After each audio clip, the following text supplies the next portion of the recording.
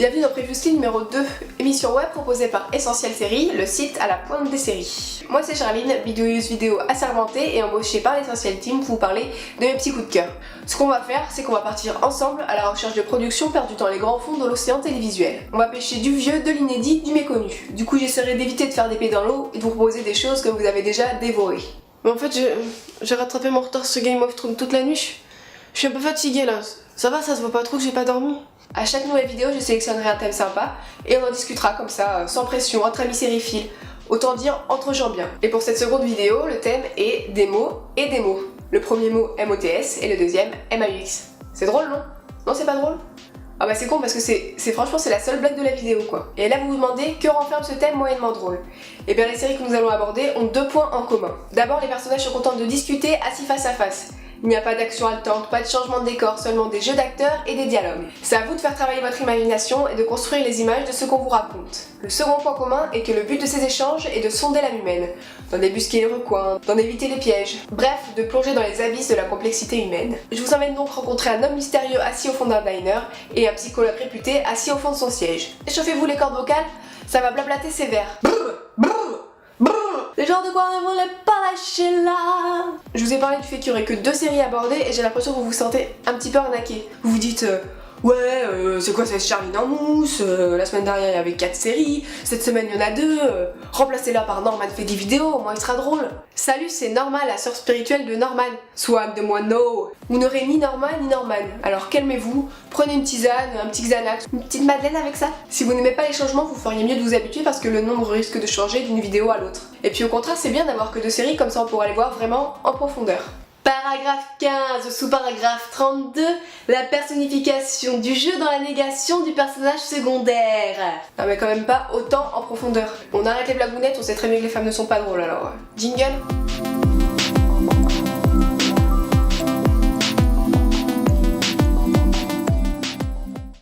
La première série à nous intéresser est The Booth Happy End, littéralement la banquette au fond. C'est une série diffusée simultanément en août 2010 sur Hulu, site de streaming légal, et sur City TV au Canada. Elle comporte 2 courtes saisons et dépeint les rencontres d'un homme constamment assis au fond d'un diner avec un petit carnet mystérieux entre les mains. Des personnes viennent voir cet étrange personnage car il offre de réaliser leurs vœux. Mais les vœux ne se réaliseront qu'une fois une mission individuelle accomplie. Une mission qui va très souvent à l'encontre des principes moraux des personnages. Braquer une banque, tomber enceinte ou encore tuer quelqu'un. Alors là, il n'y a aucun souci. Une fois le marché conclu, les personnages reviennent régulièrement raconter l'avancée des choses à l'homme constamment assis dans ce diner. D'ailleurs le mec à force d'être assis doit avoir des escarres aux fesses, en plus il a toujours une part de tarte devant lui, je me dis qu'il va choper du cholestérol ou du diabète. L'état du mec au bout de 10 saisons, The Booth Happy End est une vraie série chorale. D'ailleurs le nombre de personnages peut effrayer au début, car ils portent tous une histoire différente à un état d'avancement différent. Mais finalement ces morceaux de vie se recroisent et c'est assez facile de s'y retrouver. On s'attache à certains personnages, d'autres nous énervent.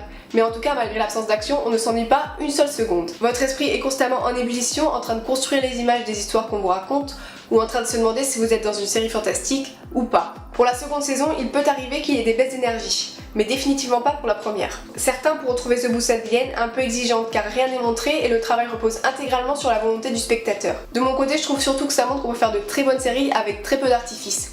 Juste une bonne histoire, de bons dialogues et de bons acteurs. Conclusion, pas besoin de se la jouer Michael Bay à mettre des lance-flares partout, des explosions et des courses-poursuites toutes les 2 secondes. J'espère que je vous ai donné envie de regarder cette série, et si c'est déjà fait, vous pouvez laisser votre avis en commentaire par exemple.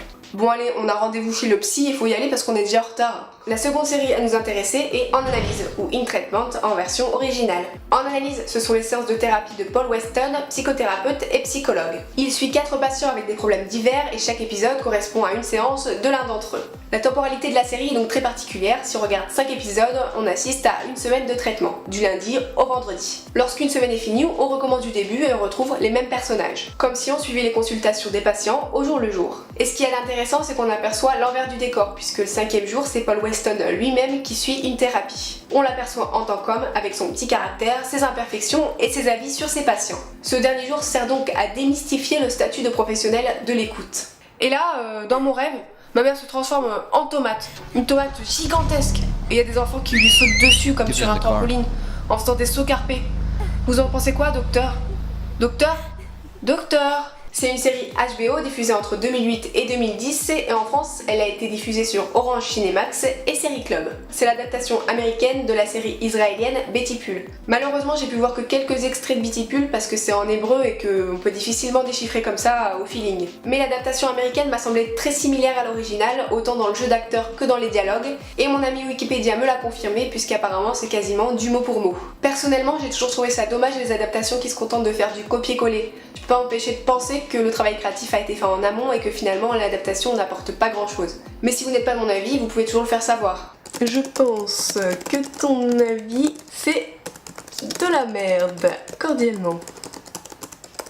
Sinon, en analyse, c'est vraiment agréable à suivre. Peut-être pas de là à se taper 10 épisodes d'un coup, parce que ça fait beaucoup d'introspection, mais un de temps en temps pour voir l'avancée des personnages, pourquoi pas. Là aussi, si vous avez déjà vu la série ou si vous vous lancez dedans suite à la vidéo, je vous invite à me donner votre avis. Bon les petits bichons, c'est sur cette série que nous nous quittons. Vous pouvez retrouver tous les liens vers les réseaux sociaux, Twitter, Facebook ou juste un bridou, dans la description. Bon, je dois vous laisser, il y a Calicie qui vient d'arriver, elle va m'apprendre à couver des œufs de dragon. J'ai pas trouvé d'œufs de dragon, donc ce sera des œufs de poule, mais bon. Donc je dois vous laisser, à dans 2 semaines.